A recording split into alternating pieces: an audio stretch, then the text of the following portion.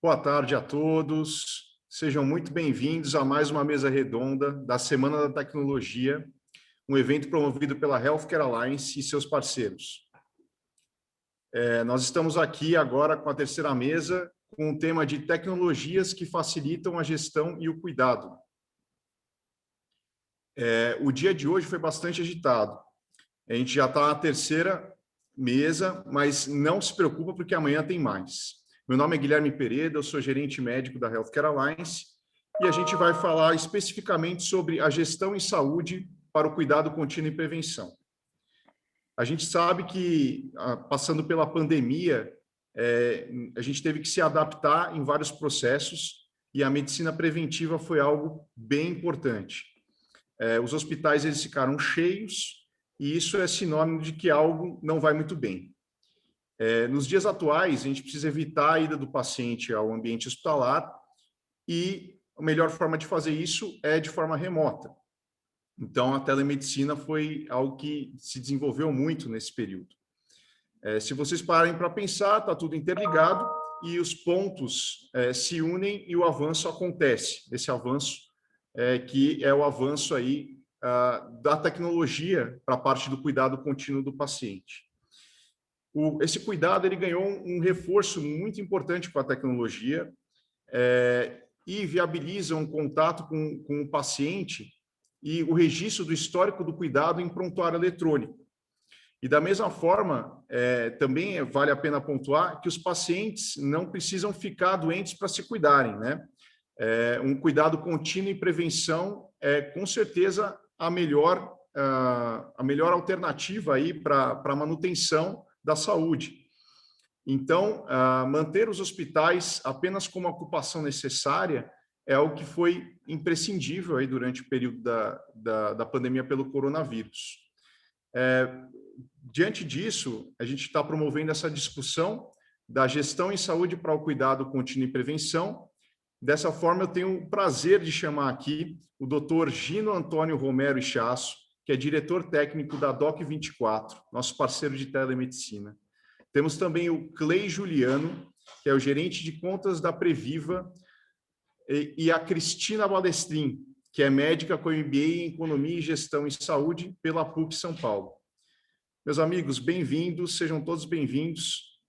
Eu acredito que nossa tarde vai ser bem produtiva e, com certeza, a gente tem aqui, nesse momento, para tratar desse tema e depois todos também terão aí o registro, né? Vai ficar registrado aí a gravação e disponibilizado para todos.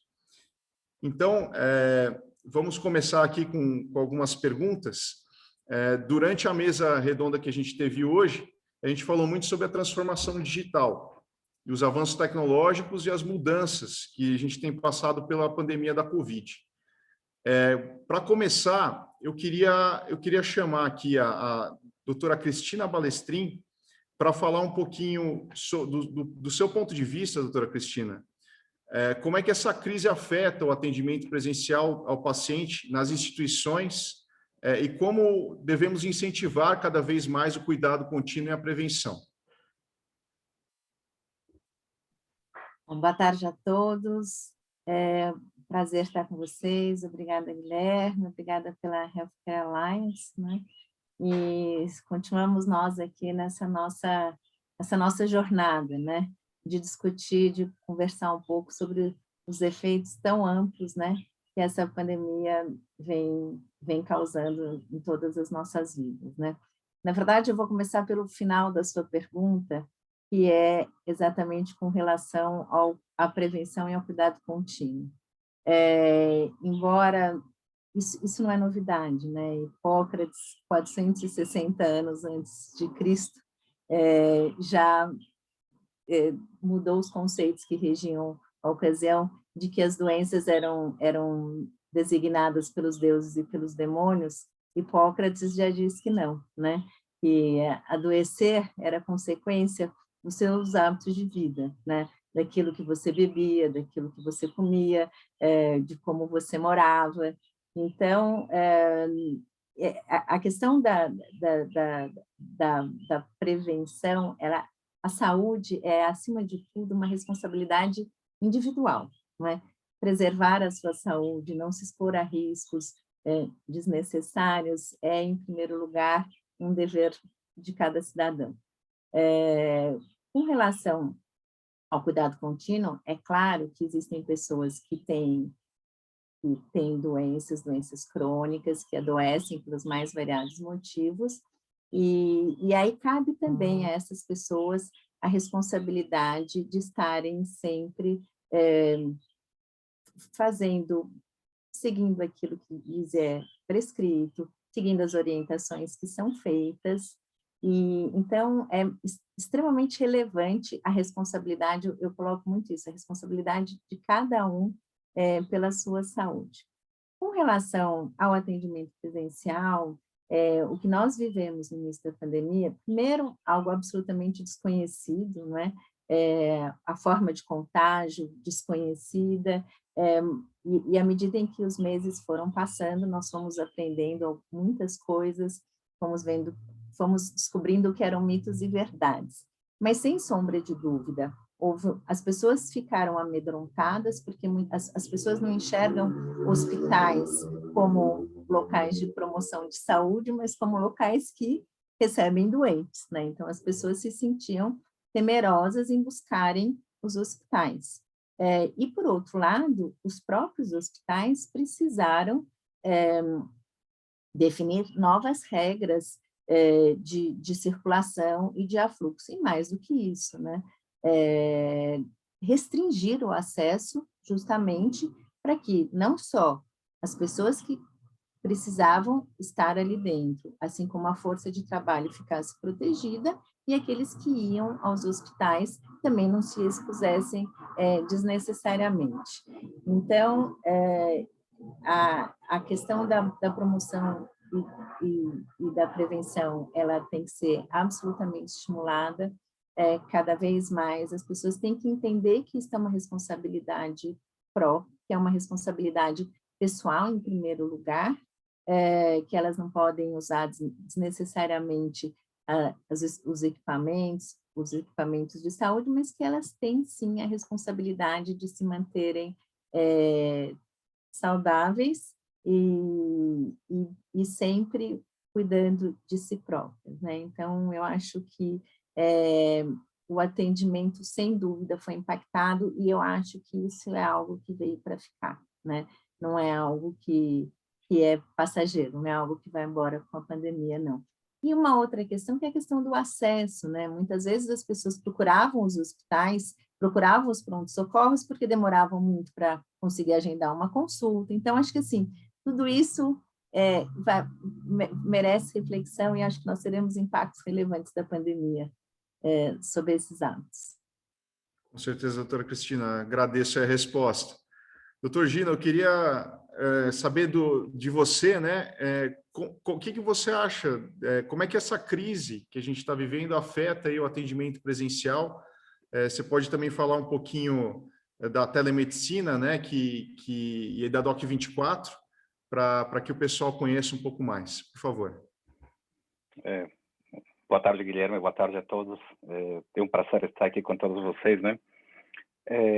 Como a Cristina falou, não cabe dúvida que a pandemia mudou totalmente a forma de comunicação entre médico e paciente, né? Ao longo dos meses aí a gente viu esse atendimento médico-paciente ser prejudicado. Por uma parte, o risco de adoecer, o risco de ficar contaminado, né, fez com que os pacientes parassem de procurar a consulta médica.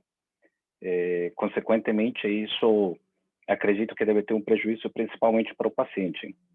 Ele deixou de tratar, ele postergou o tratamento, né, permitindo dessa maneira que a doença acabe avançando, ganhando um espaço. Além disso, essa pandemia teve um aumento significativo daquelas doenças crônicas que poderiam ser prevenidas se o paciente mantivesse o contato. Aqueles pacientes com patologias crônicas, por exemplo, doenças cardiovasculares, metabólicas, como diabetes, neurológicas, oncológicas, inclusive infecciosas, né? Elas acabaram avançando ao longo dos últimos meses. sem dúvida, a administração dessa problemática vai ter um reflexo no futuro. Importante a criação de estratégias no manejo dessa situação. As estratégias, elas permitem uma melhor aplicabilidade, né, e um planejamento adequado quando se trata no sentido de prevenção. Dependendo da estratégia que ela possa ser utilizada para combater, por exemplo, esse tipo de problema, temos vários recursos em relação a isso. Falando um pouco da DOC24, né, Guilherme, como você bem comentava, a DOC24 também teve, durante a pandemia, um aumento significativo da procura, da demanda do atendimento. Tanto pacientes como médicos, instituições começaram a procurar essa ferramenta, a plataforma, essa aliada poderosa do médico, que hoje em dia acaba permitindo que o médico não perca esse contato, não perca esse vínculo com o paciente. Acredito que muita coisa mais deve vir pela frente. Sem dúvida, essa pandemia, o que a gente vivenciou nos meses passados, eles trouxeram vários tipos de aprendizado que, sem dúvida, teremos mais novidades mais para frente. Obrigado, doutor Gino. Agora, queria falar um pouquinho com o Clay. Clay, sobre o ponto de vista da Previva, né? Você lidando aí com essa plataforma de gestão de crônicos, como é que tem sido a crise, né, da pandemia? Como é que ela afetou aí o atendimento presencial e como a Previva, no contexto da Previva, como é que você tem visto aí que essa tecnologia tem contribuído para a gestão desses pacientes? Bom, primeiro, boa tarde, é um prazer estar participando dessa mesa. Com 3 autores, né? Então eu estou aqui a pessoa que talvez tenha experiência comercial na área. É um prazer estar discutindo, né, com vocês esse cenário. Fazendo um rápido resumo do que já foi comentado, muito bem comentado aqui pelos doutores. Ou seja, no primeiro cenário a gente viu que uma onda muito forte de medo, né? Ou seja, o medo da consulta presencial, como a doutora havia pontuado. O que aconteceu, né? Se a gente pensar daí, com os profissionais de saúde, né? Você tem que manter engajado o teu beneficiário, o teu paciente que está participando de um programa de Promoprév. Então, como ele não vinha mais nos atendimentos presenciais, a primeira grande ação que aconteceu foi vou buscar outras maneiras de contatar essa população. Então, dentro do protocolo, já era normal, né, que se tinha atendimento por telefone, você fazia o telemonitoramento. Aí é que surgiram, claro, né, foi justamente aquele gap de mercado que a gente estava conversando antes, de começar a surgir, né, felizmente, né, e finalmente apareceram ter a possibilidade de ter ferramentas como, por exemplo, aí o DOC24, que daí surgiram outras maneiras, né? Telemedicina, tem aplicativos, assim por diante, mas é imprescindível que tu tenha, né, ainda todo o processo de gestão nas mãos, né? Apesar de todo o ferramental que você tem, né, você precisa ficar enxergando, entender passado, presente e futuro do que está acontecendo com aquele paciente, ter uma visão macro e ter uma visão micro, né? Aproximar a tua câmera, afastar a tua câmera para conseguir olhar, fazer gestão de verdade. A gente enxerga na área de saúde do Brasil, vários Brasis. Você tem pessoas que ainda estão trabalhando em planilhas, você tem pessoas que já estão utilizando ferramentas, mas ainda tem vários gaps, né? Esse é um problema que parece que todo evento que a gente participa, a gente fala sobre isso. E quando a gente começa a olhar as ondas, né, que vieram, voltando ao foco bem da pandemia, a gente observa, né, que a gestão de Promoprév, ela primeiro começou a analisar, eu vou então monitorar as pessoas com alto risco. Seria a primeira, depois a reação posterior que eles realizaram. E eles começam a enxergar os números que vinham para quem estava 6 meses na nossa frente. Europa, por exemplo, um grande número de óbitos e também, né, de pessoas que não estavam mais vindo, não estavam mais tendo o seu atendimento com o médico, o seu médico de família, enfim, o seu clínico, assim por diante, não estavam mais dando. Então, criou-se toda essa inibição. De novo, daí a gente vai voltar àquela palavra que sempre está também, né, na discussão em eventos, é engajamento, né? O que é que eu consigo fazer para trazer esse meu paciente mais próximo de mim? Aí a gente tem, claro, vários pontos, né, que são envolvidos, mas o trabalho do profissional é essencial, nisso, né, um protocolo bem definido, que você tem esse paciente consciente do papel dele, como muito bem a doutora pontuou, né, essa percepção dele de que ele é responsável e é totalmente responsável pela saúde dele, né? Perfeito, Clay. Doutora Cristina, aproveitando, né, eu queria perguntar, que benefícios que você enxerga aí na telemedicina, nesse contato, nesse vínculo que é feito entre o médico e o paciente? Você acha que esse engajamento ele foi acelerado? Você acha que a tecnologia foi efetiva? Ou a gente ainda tá muito aquém aí do que a gente pode conquistar? Você acha que a gente está utilizando isso só como uma espécie de muleta e não está sendo efetivo? Qual a sua impressão? Bom, acho que vou complementar aqui o que o Clay vinha colocando, né?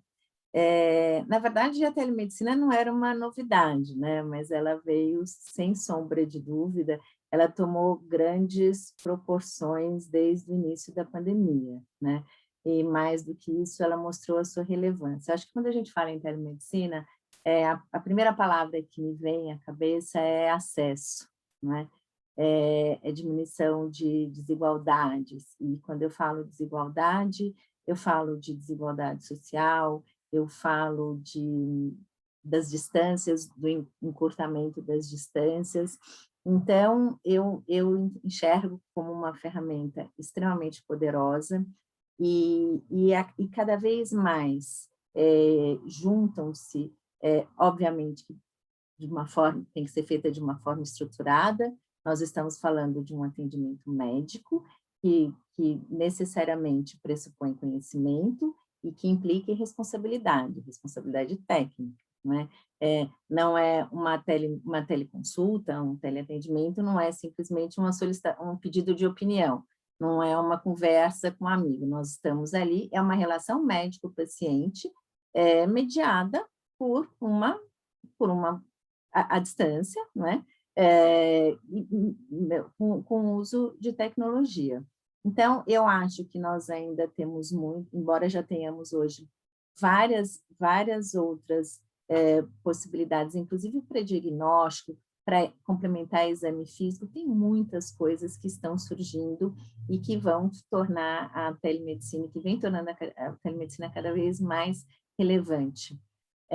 Eu acho uma coisa, acho também que nós estamos falando de expansão, né? As instituições saem de dentro das suas próprias casas e nós estamos falando de acesso a centros de excelência, porque nem todo mundo sabe fazer tudo, e existem centros que têm expertises muito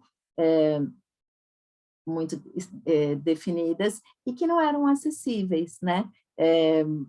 Por conta da distância física. Então, eu enxergo a telemedicina, acima de tudo, como uma poderosa ferramenta de acesso e de diminuição das assimetrias. E eu acho que tem muita coisa boa que está vindo e que vai torná-la cada vez mais relevante.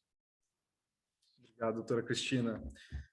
Doutor Gino, eu queria saber sua impressão a respeito disso que a doutora Cristina estava mencionando, né?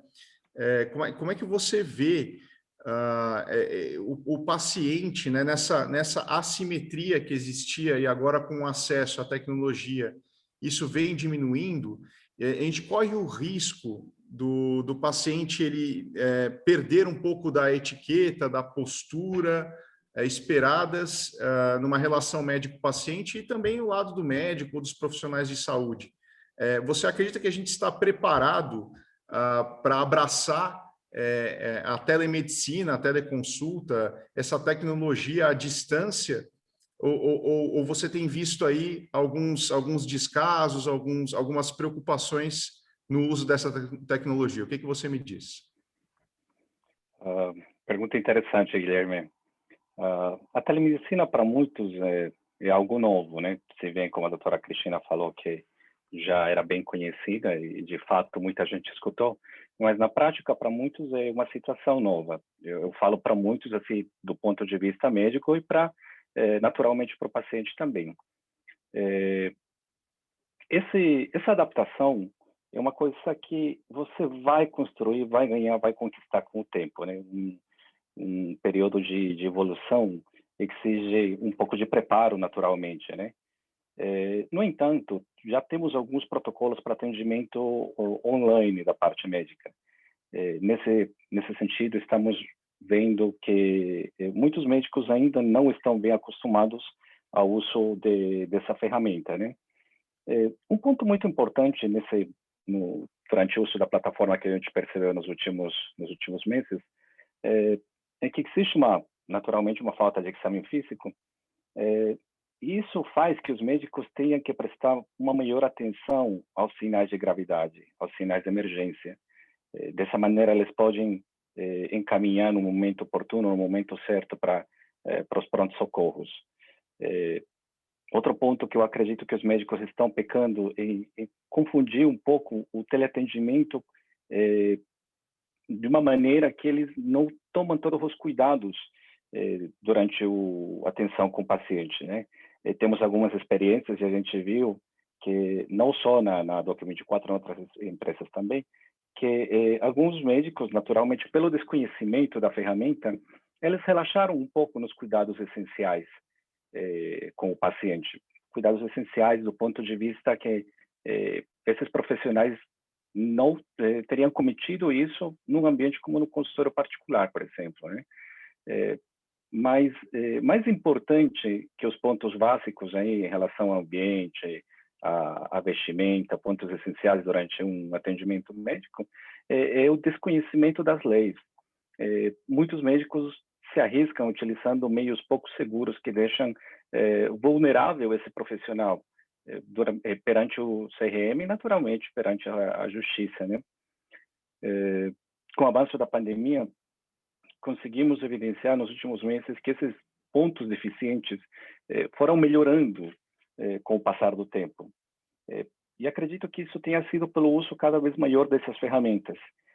Se bem no início, tanto profissionais da saúde como paciente não estavam habituados, essa figura tem mudado já nos últimos meses. Tá certo, doutor Gino, obrigado. Ô Clay, eu queria saber como você está enxergando aí os profissionais de saúde na interação com a tecnologia que você já trabalhava, né? Teve alguma mudança agora após a pandemia, durante a pandemia e agora mais recentemente? Você notou alguma mudança de posturas?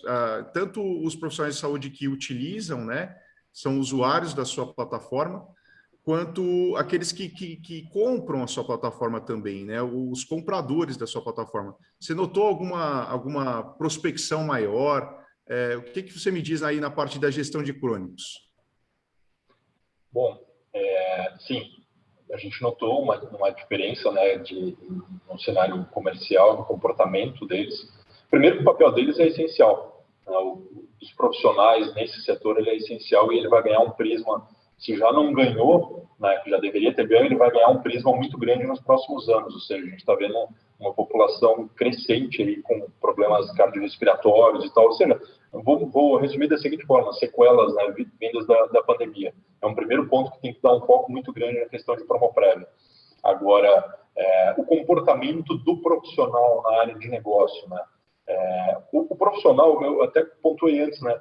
Existem vários Brasis, então tem um profissional, a gente percebe que são pessoas extremamente preocupadas com o seu dia a dia, né? Às vezes não tem ferramental né, que dê possibilidade de realmente trabalhar com a melhor performance que ele pode ter, mas o que a gente percebe hoje, né? Cada vez mais esse profissional ele precisa se preocupar com a tecnologia também. Isso fecha com o raciocínio, né, que o Gino pontuou aqui, ou seja, independente da ferramenta que você tenha, né, o profissional, ele cada vez mais ele precisa ter, além do seu conhecimento teórico, né, de enfermagem, médico, assim por diante, nutri, físio, independente de time multidisciplinar, você precisa ter uma familiaridade, uma facilidade de entender, né, como é que são os conceitos vindos do universo de tecnologia. Eu vejo de uma maneira totalmente impossível, qual seja, independente se for da área de saúde ou não, um profissional no futuro conseguir trabalhar sem nenhum tipo de tecnologia. A gente está caminhando para isso.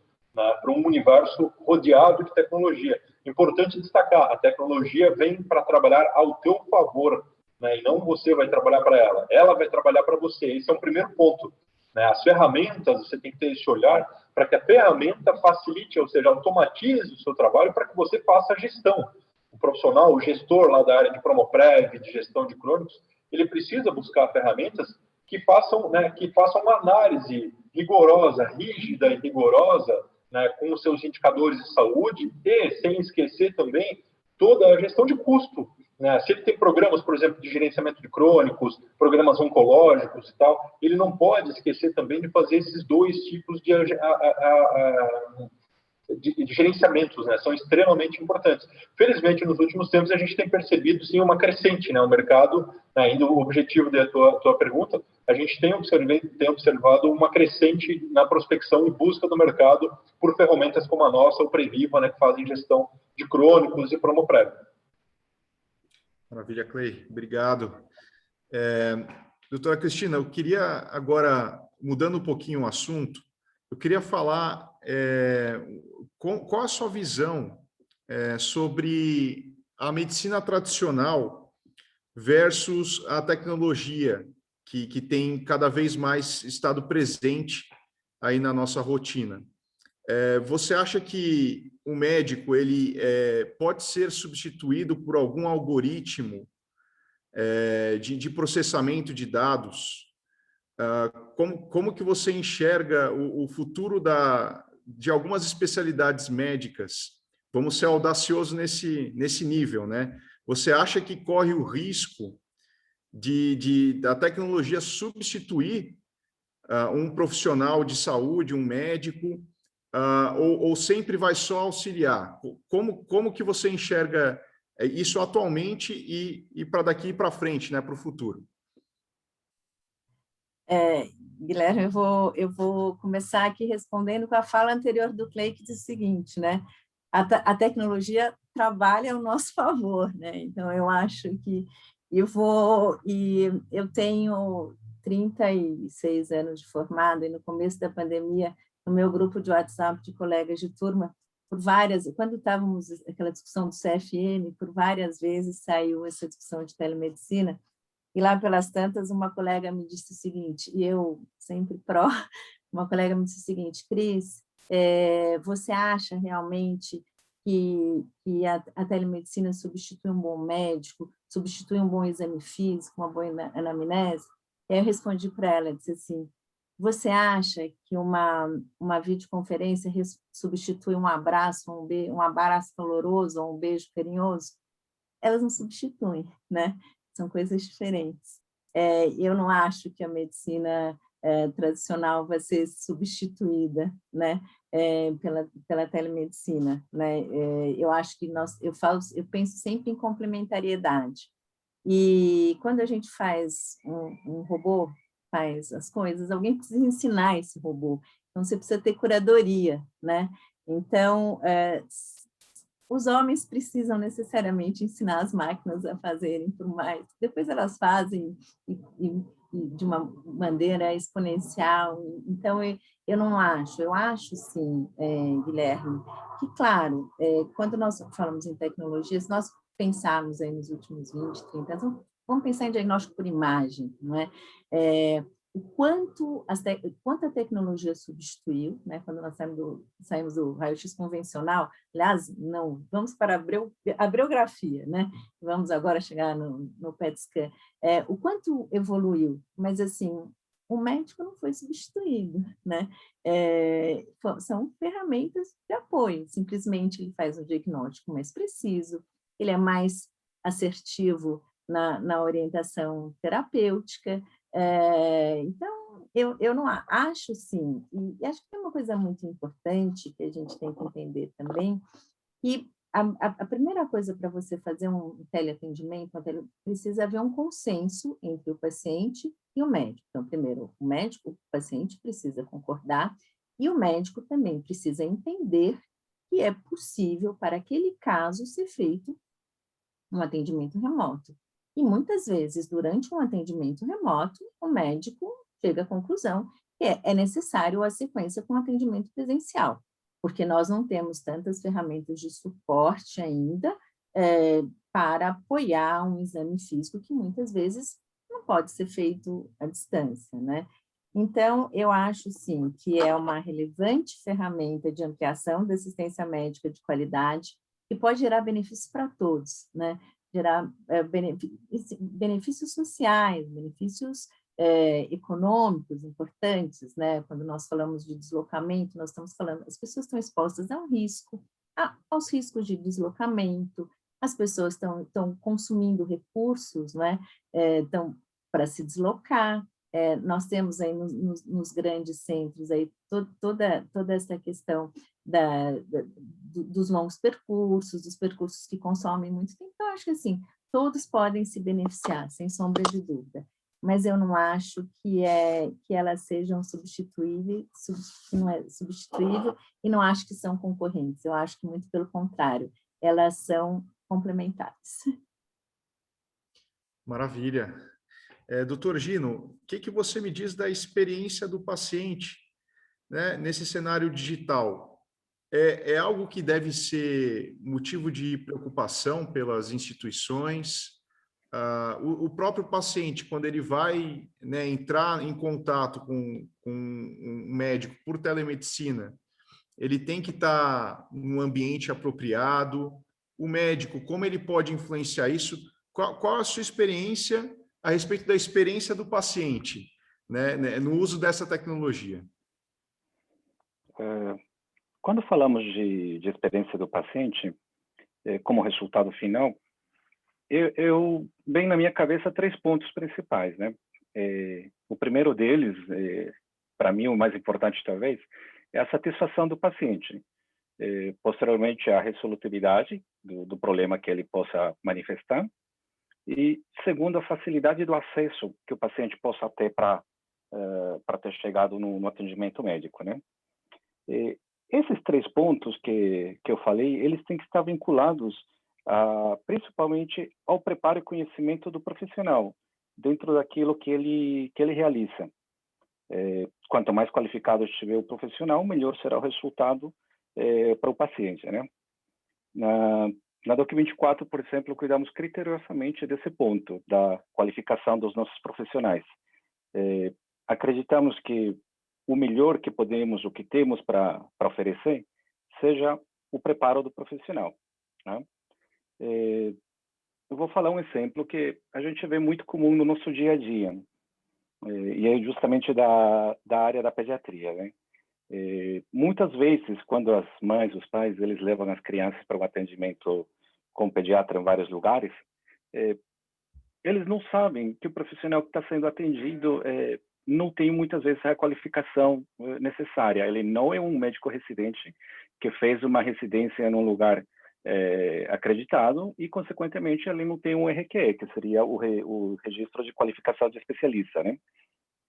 Aí, falando desse ponto da qualificação do médico, na Doc24 nós cuidamos todos esses pontos principais em relação ao atendimento. Se esse paciente passa com um dos nossos pediatras, ele vai ter certeza que vai ser atendido por um médico qualificado e certamente com um RQE. Tudo isso vai muito interligado ao uso da tecnologia. O investimento da tecnologia se mostrou já, naturalmente, uma boa acolhida, não só por parte do usuário, do médico também. Essa tecnologia tem que ser muito simples, porque às vezes o paciente ele tem uma dificuldade. Temos que levar em consideração que o paciente que vai aceder ao serviço à distância, muitas vezes é um paciente que tem uma limitação, um paciente que já tem vários anos e que não cresceu com essa tecnologia, diferente dos mais jovens, né? E por outra parte, temos o paciente que está doente, que ele quer um acesso imediato. Aquele doente, você não pode dificultar o acesso de uma maneira que burocratize a consulta com o médico. Então, nesse sentido, para mim, a ferramenta tem que ser bem simples, intuitiva e de poucos passos, né? Se a gente juntar essa praticidade da ferramenta com o conhecimento do médico, do profissional, que será de qualidade, certamente teremos uma satisfação para lá de adequada, né? Perfeito, doutor Gino. Clay, eu queria falar um pouquinho com você a respeito de protocolos. Quando profissionais de saúde escutam a respeito de protocolos, muitas vezes eles acham que isso vai engessar eles, né? Qual a sua experiência na Previva para a implementação de protocolos, né, de boas práticas? Você tem aí uma aderência do uso desses protocolos, em termos ainda mais de a distância, né? Isso daí é bem assimilado pelo profissional de saúde, e você tem uma certa resistência no uso desses protocolos. O que você me diz? Ótima pergunta. Protocolos talvez são um dos temas que são mais polêmicos no dia a dia quando a gente conversa com um gestor na área de Promoprev. Alguns seguem alguns padrões, né, que já tem literatura, padrões já consagrados e tal.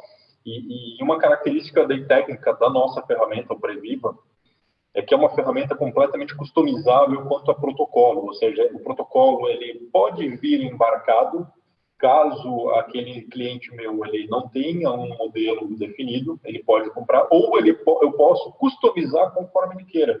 Né? Então, aí começa a vir esse cenário. Quando a gente pontua que o protocolo ele pode ser completamente customizado, eles respiram aliviados. Por quê? Existe aí toda uma expertise, né, na área de saúde. O Brasil é muito rico nisso, né?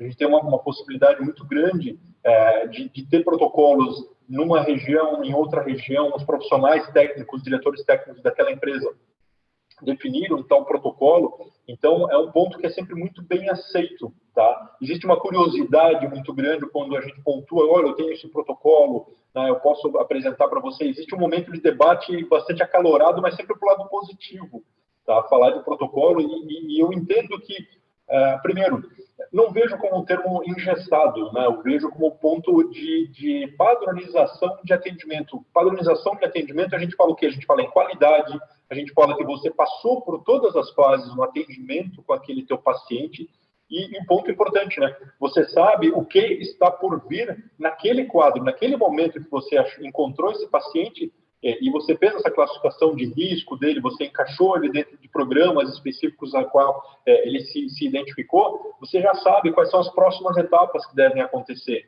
Novamente, uma ferramenta daí bem preparada, uma ferramenta bem automatizada, vai também automaticamente mudar conforme o risco dessa pessoa. Então, eu não vejo como um ponto assim de resistência, eu vejo, na verdade, como um suspiro de alívio, tá, dos profissionais, quando se fala em protocolo, e especialmente a possibilidade de você dar a uma ferramenta, ou seja, automatizar todo esse processo de protocolos e ainda mais customizá-los, né? O feedback que eu tenho é isso, é um suspiro de alívio, tá? Que se tem. Claro que é importante isso, né? Transferência de conhecimento e que o profissional ele saiba muito bem usar a ferramenta que ele está utilizando. De novo, naquele ponto que eu e a doutora aqui pontuamos, né? Colocamos, ou seja, a ferramenta está te auxiliando, mas sempre nós, humanos, que temos a consciência e o poder, né? Eu repito muito, quem está no controle? Somos nós, né, que estamos no controle. Então, a gente precisa ter esse cenário porque a gente está, né, dando apoio e cuidando de vidas, né? Um ponto bem importante. Obrigado, Clay. Doutora Cristina, vamos entrar um pouquinho no cenário atual da pandemia, né, de e superlotação de hospitais. Como que você está enxergando o cenário atual em termos de desgaste do hospital? As operadoras, né? Também a corresponsabilidade que as operadoras têm nesse momento. E onde que a tecnologia entra para auxiliar de alguma forma, né? Qual a sua visão aí, da sua experiência, que é muita, dá um panorama geral para a gente, e seria interessante você desenhasse também onde que a tecnologia poderia auxiliar aí nesse contexto que estamos passando. O que você me diz? Bom, Guilherme, experientes aqui são todos, né? Eu talvez a menos. Mas eu acho que, assim, sem sombra de dúvida, nós não estamos fazendo uma prova de 400 metros, né? Uma maratona, e uma maratona com quilômetros que a gente não sabe exatamente quantos quilômetros a gente tem para percorrer pela frente ainda, né? Então, sem sombra de dúvida, tem representado uma grande oportunidade de aprendizado para as instituições de saúde, acho que o mundo, né? A academia, nunca se produziu eu acho que nunca se produziu tanto conteúdo, tanta ciência em tão pouco tempo, com tanta velocidade, e nunca houve um conjunto tão grande de esforços concentrados com uma mesma causa, né? Eu não acho que nós estamos numa guerra, né? Porque agora, assim, ninguém luta contra ninguém, né? Nós estamos todos imbuídos do mesmo propósito, né? E vencer um inimigo comum. Então, sim, as estruturas hospitalares, elas sofreram muito, os quadros, as pessoas sofreram muito, né? Os profissionais ficaram muito abalados, e aqui eu ouso dizer que não são só os profissionais que estão diretamente ligados à assistência, né? Sem sombra de dúvida, esses profissionais, seja pelo trabalho hercúleo que desenvolve todos os dias, mas se você for pensar numa estrutura hospitalar, toda a estrutura foi muito, muito, muito desgastada, né? Assim, os compradores, os negociadores, então, assim, todo mundo, as áreas administrativas, todo mundo submetido a um esforço muito, muito grande. Quando a gente fala sobre tecnologia, aí eu vou fazer um corte especificamente com relação à telemedicina, e eu não acho que seja algo para todos, eu não acho que seja algo que todo mundo possa fazer, não. Eu acho que pode fazer aqueles que fazem de forma consistente, de forma estruturada, de forma responsável, e utilizando ferramentas adequadas. Então, acho que isso é uma coisa, então, que funciona para alguns, não necessariamente funciona para outros. Algumas instituições, elas já estavam bastante avançadas nisso, elas já vinham se dedicando a estruturar essas áreas com gente adequada, com incorporação tecnológica adequada. Então, eu não acho que seja para todo mundo, não, né? Porque você simplesmente usar uma ferramenta qualquer para fazer um atendimento remoto é extremamente perigoso, seja para o paciente, seja para o profissional que está realizando esse atendimento, né? Acho que isso foi muito bem colocado pelo Gino também. Eu acho que nós temos ferramentas muito importantes e a tecnologia pode nos utilizar como ferramentas de suporte à decisão clínica, prontuários e prescrições eletrônicas, isso tudo é tecnologia, né? Algoritmos de inteligência artificial que podem contribuir de maneira relevante para agilizar o fluxo de trabalho, para solicitar exames complementares. Então, eu enxergo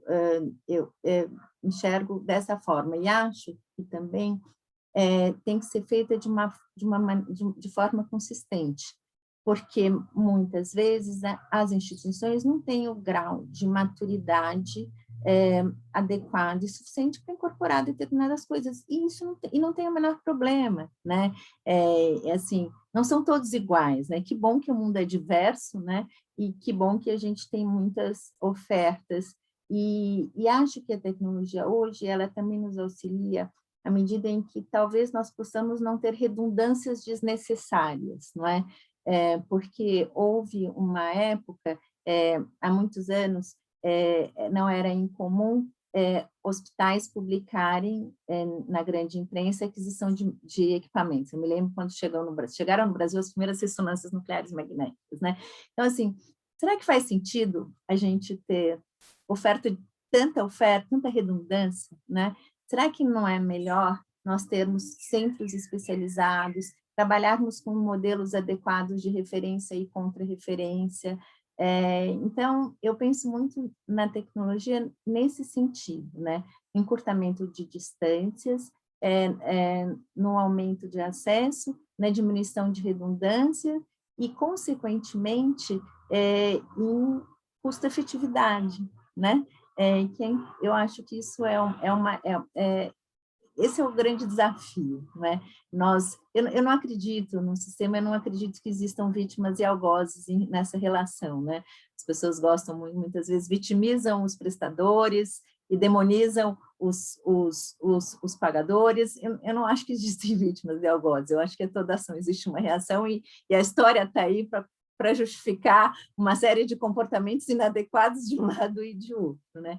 Mas eu enxergo a tecnologia como uma forte aliada à solução de alguns desses problemas históricos, não é? E aí, até para fechar um pouquinho, quando a gente fala, a gente precisa parar de falar, principalmente no Brasil, em sistema de saúde público e privado, né? Como a tecnologia pode ajudar nesta troca de expertise e nesse suporte de um para o outro, né? Nós tínhamos tantos leitos ociosos no Brasil, de tantas santas casas tão negligenciadas, né? E no fim a gente acabou construindo o hospital de campanha. Será que não vale a pena a gente ter utilizado e investido em outros leitos que ficassem perenes aí, que pudessem ser dedicados a outras coisas? Então eu penso muito na tecnologia assim, para diminuir esses abismos e essas diferenças. Muito bacana, doutora Cristina. A visão da rede, né? A tecnologia permite o acesso do paciente à construção de uma rede mais efetiva, desde que a gente tenha dados bem estruturados. E o SUS, ele tem aí um DataSUS, né? E todo o pessoal trabalhando aí com afinco para desenvolver essa parte. A MV também é muito dedicada a isso, né? E todos os nossos parceiros. Então, nesse sentido, doutor Gino, eu queria perguntar para você, a telemedicina, ela consegue, ela consegue propiciar a formação dessa rede? Como é que funciona depois que o paciente passa pelo hospital? Né? Permite o tratamento contínuo desse paciente? Você tem visto que os pacientes, eles realmente aderem ao modelo híbrido, parte presencial e isso no ambiente hospitalar, e depois o acompanhamento num ambulatório virtual? Isso funciona? Qual é a sua experiência com isso? Bom, a gente tem observado nos últimos meses, né, que realmente a população, inicialmente, ela teve uma dificuldade para aderir. Isso é natural. Tudo que é novo, geralmente, demora um pouco mais em ganhar essa adesão, né? Tudo que é desconhecido gera certo receio.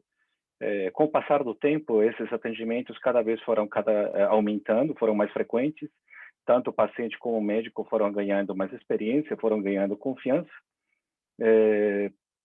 O paciente viu que, principalmente, aquele paciente que tinha uma dificuldade de encontrar profissionais na sua região, ou aquele paciente que se deslocava por horas e horas para centros de saúde, onde ele encontrava apenas profissionais da enfermagem, por exemplo, não encontrava um profissional médico.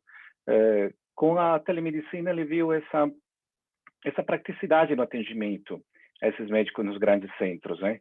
E o médico, por outra parte, ele percebeu que ele consegue fazer um melhor acompanhamento do seu paciente, mesmo aquele que se encontra em outro distante do centro de saúde, distante da sua cidade.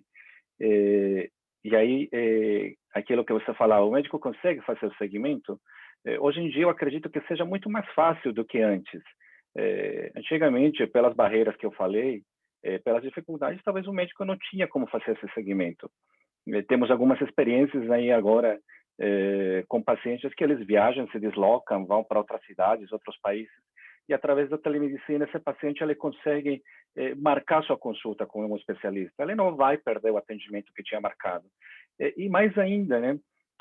Estamos vendo, por exemplo, o atendimento em crianças, uma realidade muito em breve, quando muitos, acredito que nós temos filhos, né? Por causa do que seria autorização dos pais, muitas vezes a criança ela não pode passar um atendimento em consulta porque ele precisa da autorização do responsável, né? Através da telemedicina, e aí ela veio não só para fazer o segmento, mas também para facilitar isso. Vamos supor que o pai, empresário, ele se encontra no outro lado do mundo, e a criança aqui, e ela sofreu uma determinada lição na escola. Com isso, aí eliminamos as barreiras. Por uma parte, o pediatra se conecta, por outra parte, a escola faz a conexão da criança, e por outra parte, o pai, que provavelmente está do outro lado do mundo, facilita o acesso ao acompanhamento, e ele acompanha em tempo real a consulta do filho, né? Então, aí a gente vê que não só o segmento desse paciente está facilitado com o uso da tecnologia. Naturalmente, como a doutora Cristina falou, e concordo muito com essa fala, a telemedicina não é para todos. Eu tenho a opinião de que a telemedicina tem que ser sempre realizada pelo médico mais experiente.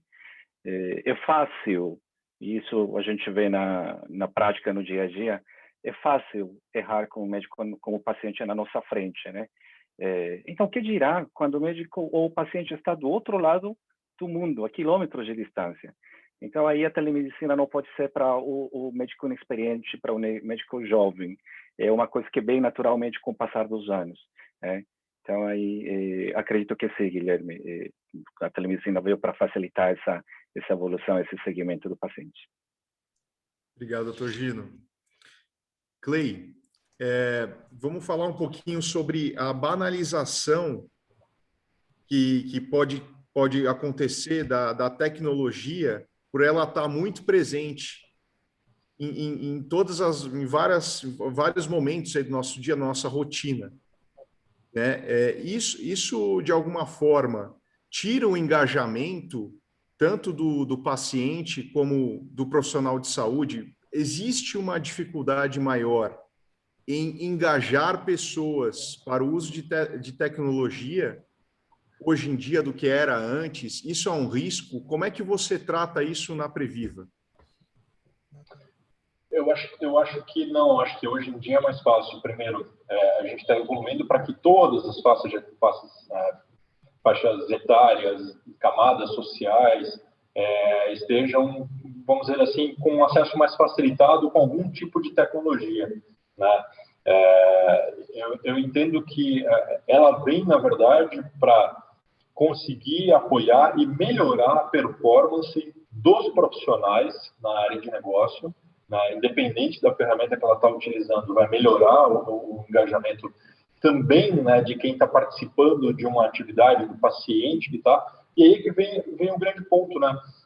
Em alguns momentos, nos falta aquela didática de nós, né, como profissionais que vamos estar utilizando a ferramenta, né, de orientar essas pessoas. Às vezes a situação ela é muito mais de empatia, né, de você conseguir entender, seja você um médico, um enfermeiro, independente do profissional que você for, você não está só atendendo e resolvendo um problema dessa pessoa, mas do outro lado existe alguém, né, de várias camadas ali, né, como eu citei anteriormente, e que pode ter uma dificuldade de estar realizando. O doutor Gino estava pontuando, né, ou seja, eu me vejo fazendo um atendimento, às vezes, né, e penso, se eu não soubesse, por exemplo, ler e escrever, como é que eu ia saber onde é que eu devo clicar em alguma coisa se eu estiver sozinho com o meu fone, o meu celular, como é que eu vou realizar essas atividades? Então, de novo, do outro lado, tem que ter aquele exercício muito forte do profissional dele conseguir. Isso eu reconheço assim nos nossos clientes que a gente vê no dia a dia, independente, né,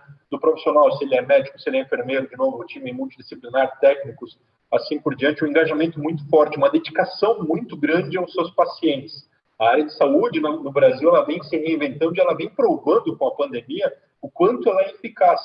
A gente já tinha esse discurso com o SUS, né, anteriormente, de que era um sucesso e tal, mas a saúde suplementar, ela vem cada vez mais, os profissionais, eles vêm se doando nesse momento. Então, eu entendo que a tecnologia, né, a gente tem algumas palavras-chave aí: engajamento, confiança, a questão da empatia para poder socializar, ou seja, principalmente quando a gente fala em público, né, em idosos, em terceira idade, ou seja, eles têm um prazer em vir, né, visitar, socializar, quando a gente está falando de atendimento pessoal mesmo, né, aquela atividade em grupo que eles realizam, é o momento da semana deles, né, quando eles vêm, e isso é o quê? É uma saúde mental. Esse é um tema muito importante, né, a gente falar na época de pandemia, saúde mental, para essa população, além de ele estar realizando, ou seja, fica relaxado, ele gosta de fazer essa atividade. Então, de novo, eu não vejo problema. Acho que a gente tem que saber comunicar bem com essas pessoas, né? A gente conseguindo se comunicar com essas pessoas, explicar para eles quais são as vantagens que eles têm, orientar, realmente lidar com todas as classes, com cada um dos cenários, com os vários perfis que a gente vai encontrar, a gente vai ter sucesso. Assim, o caminho é de sucesso. Obrigado, Clay. Ô, pessoal, agora vamos para uma rodada de perguntas dos nossos ouvintes. O Tomás Rios, ele está perguntando aqui, eu vou direcionar essa pergunta para a doutora Cristina, tá, doutora Cristina? Como podemos contribuir para que os médicos tenham uma adesão maior à telemedicina e sintam-se à vontade para utilizar dessa ferramenta na rotina de atendimento aos pacientes? Eu acho que a primeira coisa é a educação, né? Eu acho que é muito importante, né? Eu acho que já foi colocado pelo Gino, foi colocado aqui pelo Fê, nós estamos falando de um atendimento médico, né? Utilizando uma ferramenta. Então, a questão da formação, do conhecimento, ela é crucial. Eu acho que precisa haver, sim. Eu imagino que as novas faculdades de medicina hoje já contemplem, né? Eu sou muito favorável à boa formação do profissional. Então, é algo que se apresenta, é uma nova modalidade, é uma nova forma de atender, mas eu acho que tem que haver um grande esforço de educação da classe médica e principalmente falando assim da segurança, né? Dos riscos que isso representa, né? Então, assim, o médico que tem consciência da sua responsabilidade, a responsabilidade de um atendimento remoto, ela é exatamente a mesma responsabilidade de um atendimento presencial, né? Mas eu acho que é muito importante que os médicos conheçam ferramentas, que entendam os riscos aos quais eles podem se expor e, mais do que isso, os riscos que eles podem expor os seus pacientes. Por isso que eu perguntei um pouquinho antes para o Gino quais são quem são hoje quem se interessa pelas plataformas, né? E eu fiquei muito feliz, porque ele diz que, assim, existem os profissionais, não são só as instituições de saúde que se interessam, mas os profissionais também. Então, eu acho que os médicos estão entendendo isso, né? Que é algo que vem para ficar, e que, portanto, eles precisam se apropriar disso para poder utilizar da forma mais adequada possível. Então, eu acredito assim, em educação, formação, eventos como esse, acho que é por aí. Sempre, né? O conhecimento e a qualificação, com certeza. Mais uma pergunta, agora eu vou direcionar essa pergunta para o doutor Gino.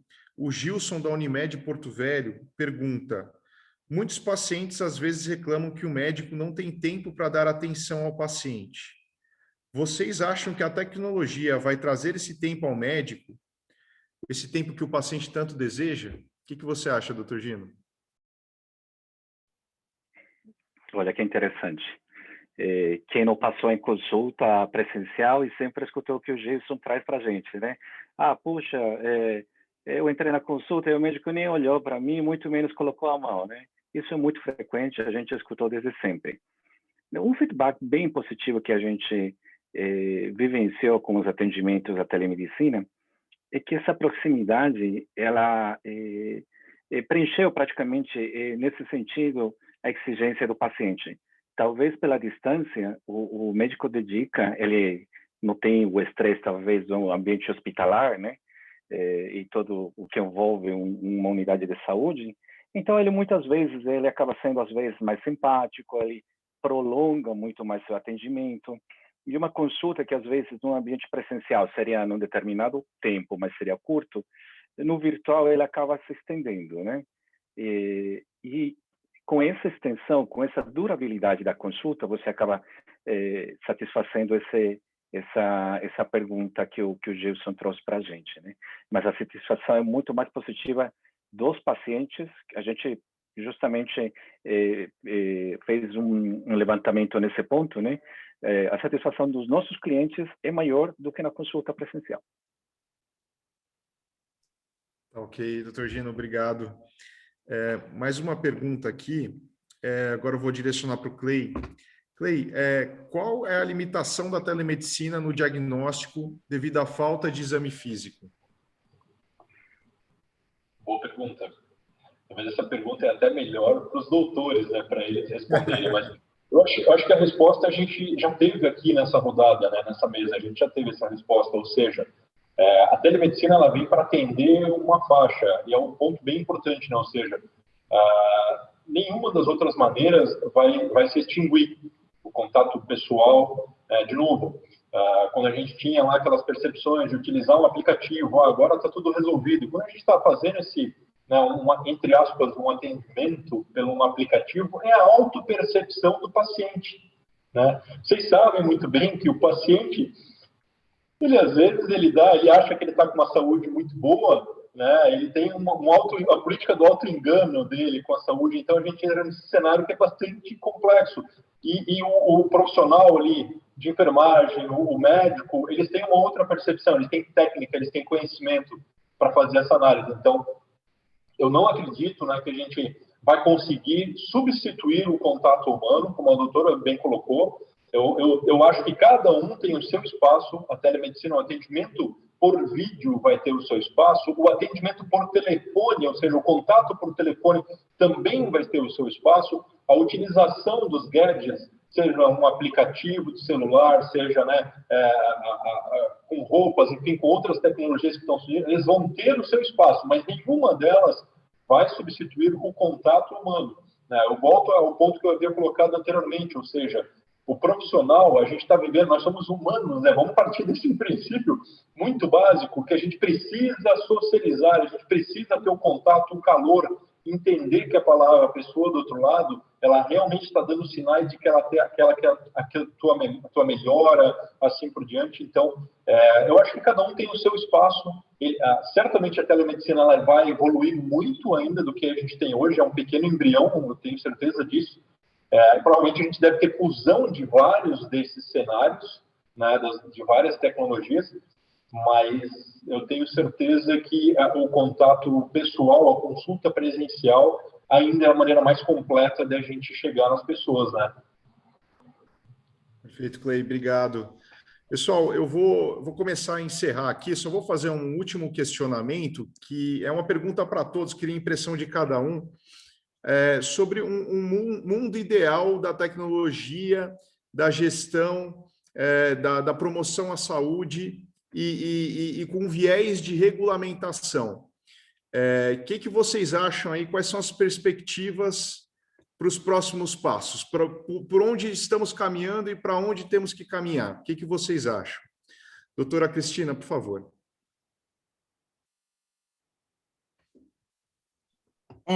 Bom, eu acho que, assim, a gente precisa avaliar, como tudo na vida, a gente precisa avaliar resultado, né? Precisa avaliar desfecho. Então, eu acho que a gente ainda está... Esse movimento, o Gino fez uma referência bastante interessante agora com relação à satisfação dos pacientes, né?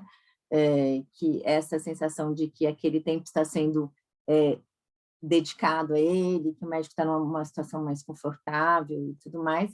Acho que isso é uma coisa positiva, né? Essa sensação, essa percepção, mas efetivamente nós vamos precisar avaliar a resolutividade desses atendimentos, né? Então, acho que isso é uma coisa muito importante. E eu não sei se nós já temos, se nós temos aí ferramentas de avaliação de acompanhamento de desfecho. Quando a gente falar nisso, a gente tem que pensar isso em longo prazo, né? Não é só no curtíssimo prazo. Então, eu acho que o que aconteceu, a gente terminou, a gente deu possibilidade de acesso, fez com que as pessoas saíssem das grandes instituições de saúde, tivessem alguma forma de atendimento, mas assim, o quanto este atendimento efetivamente resolveu, né, aquela situação, aquele agravo naquele momento, né?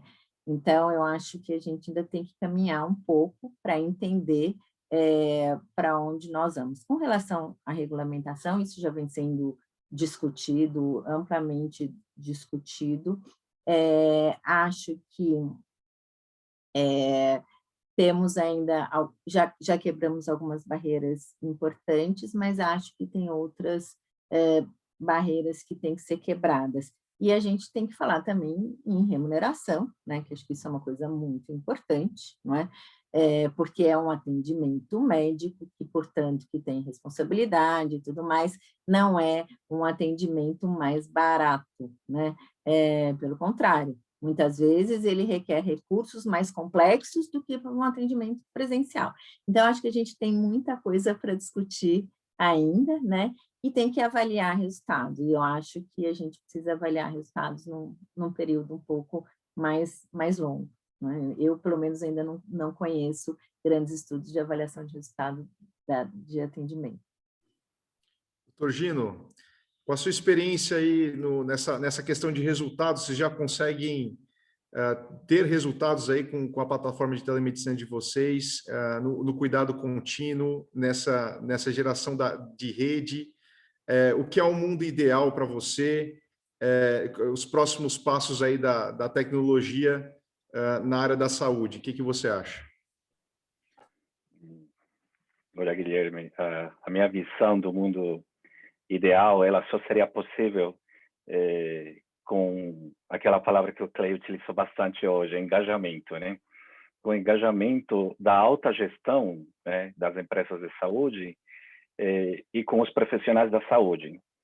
Quando esses dois estão em sincronia, tanto o profissional como o gestor facilitando, oferecendo muitas vezes o melhor do recurso tecnológico que existe, e o médico, por outra parte, entrando com a qualidade do conhecimento, sem dúvida, eu só consigo vislumbrar coisa muito positiva, né? Um resultado muito positivo em relação à satisfação do final do paciente. Em relação à legislação, se a gente olhar para trás, nesses últimos meses aí, a pandemia nos trouxe um avanço e tanto, né? Muita coisa mudou, muitas empresas cresceram, pacientes, tanto pacientes como profissionais da saúde, aprendemos juntos. Então, não acredito que tudo isso que está sendo realizado de uma maneira muito rápida volte, né? Volte ao ponto zero, né? E, sem dúvida, muita coisa do que vem sendo realizado vai permanecer. Falta muita regulamentação, faltam alguns pontos importantes, inclusive da remuneração, que já era citado aí. Todos esses pontos, eu acredito que muito em breve, do jeito que a velocidade das coisas vão evoluindo, a gente vai ter já à disposição e sempre pensando como um ponto final que é o paciente para o melhor manejo dele, né? De acordo. Clay, e na sua opinião, quais são os próximos passos da MedPrev com o uso da tecnologia e a construção desse mundo ideal no viés da regulamentação disso? Legal. A pergunta é muito boa e ela está fervilhando no nosso dia a dia, no bate-papo que a gente faz, a cada reunião que a gente faz com médicos, com profissionais da área de Promoprev. Para onde é que a gente vai? Para quem gosta de literatura, Lewis Carroll, Alice no País das Maravilhas, né? Não adianta me perguntar para onde é teu lugar se tu não sabe para onde tu vais. E aí a gente volta para o tema de gestão, né? De novo, é muito importante quando a gente trilha um caminho, né? Cria todo um projeto dentro da sua empresa, na área de saúde e tal, você saber para onde é que você vai, qual é o público que você quer atingir, o que é que você quer com esse paciente. E isso, né, isso vai tanto no olhar micro como no olhar macro, ou seja, eu estou falando aqui, parece que eu estou enxergando de um público no geral, de uma carteira, né, de uma operadora, de uma carteira de vidas, não, mas também é importante ter a visão do outro lado, né, desse paciente, ou seja, o empoderamento, a responsabilização, a outra parte também deve ser responsabilizada, ela tem que estar consciente. Me parece que hoje a gente ainda vive, uma parte do nosso Brasil ainda vive naquela situação, o médico me mandou fazer isso, o nutricionista mandou eu comer isso, né? E daí você faz da sua maneira e não assume a sua responsabilidade, né? Então esse é o primeiro ponto.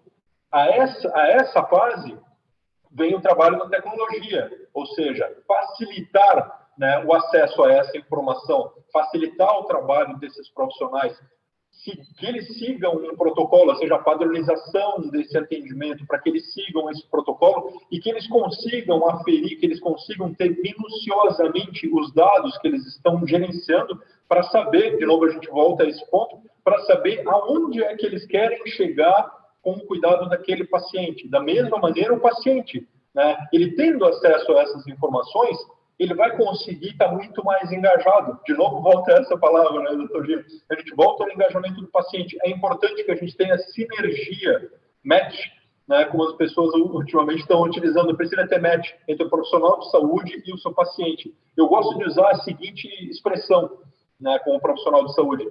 Você precisa passar a sensação de que você está conduzindo o seu paciente com a mão, ou seja, você vai pegar ele pela mão, vai ensinar ele a caminhar, mas depois você vai largar. É como um processo de pai para filho, de mãe para filho, né? Você ensina ele a dar os primeiros passos, ele cresce e ele começa a andar sozinho. Assim, a prevenção, o trabalho de prevenção, eu vejo que ele é bem sucedido, quando você levou o teu paciente a ele ter maturidade.